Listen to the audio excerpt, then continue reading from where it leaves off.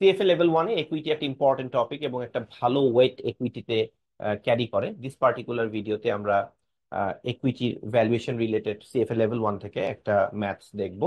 So ultimately আমরা দেখবো যে কোয়েশ্চেনটা কিভাবে সলভ করতে হয় সেই।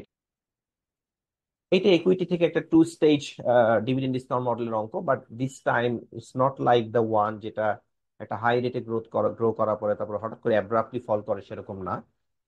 এই ক্ষেত্রে একটা হাই রেটে গ্রো করার পরে সেটা লিনিয়ারলি ফল করেছে। Growth rate from short term growth rate বা high growth rate to mature লেভেলে যেতে একটা সময় নিয়েছে এবং আস্তে আস্তে ড্রপ করেছে।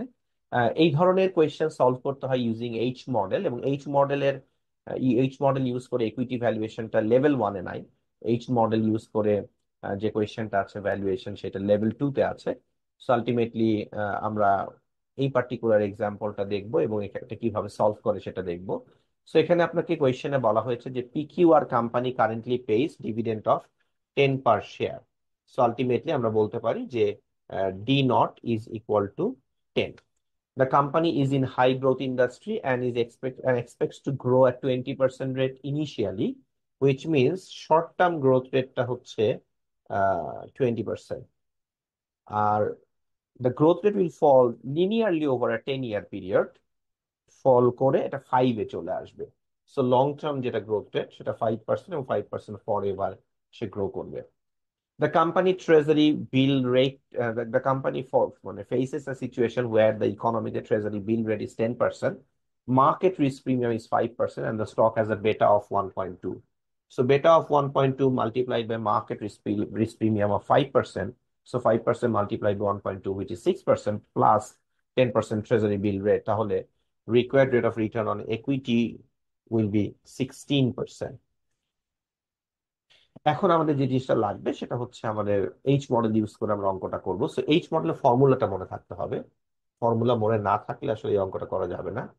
So d not multiplied by 1 plus জি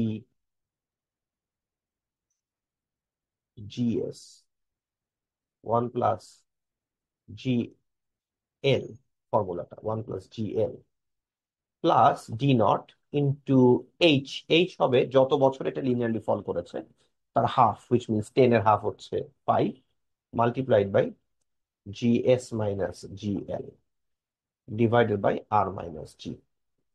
তাহলে আমরা যদি ডি নট আমাদের আছে 10 multiplied by 1 plus long term growth রেটটা হচ্ছে আমার 5%, 1.05, plus D naught again 10 multiplied by 5 multiplied by আমাদের ইনিশিয়াল গ্রোথ রেটটা 20% ছিল, সেখান থেকে 5%, so 20% minus 5% divided by 0.16 minus 0.05। So নিউমারেটরটা যদি আমরা দেখি 10 ইন্টু 1.05, দেন 10 ইন্টু 5 ইন্টু 20 মাইনাস 5, 25 মাইনাস 5 মানে 15%। সো 10 ইন্টু 5 মানে 50 মাল্টিপ্লাইড বাই 15%, যে রেজাল্ট হবে সেটা 7.4 plus 10 into 1.05, so 18 divided by 16.16 minus 0.05 মানে 0.11 দিয়ে ডিভাইড হবে। তাহলে আমরা পেয়ে যাই 163.63। So the result will be 163.63 using H model follow করে আমরা ডিভিডেন্ড ডিসকাউন্ট মডেল এইচ মডেলটা ফলো করে আমরা একুইটি ভ্যালুটা বের।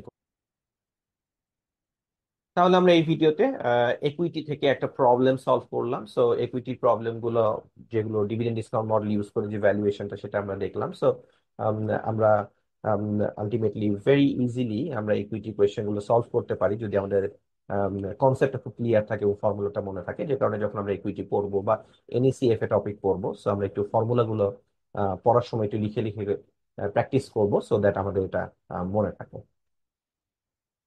Thank you for watching the video.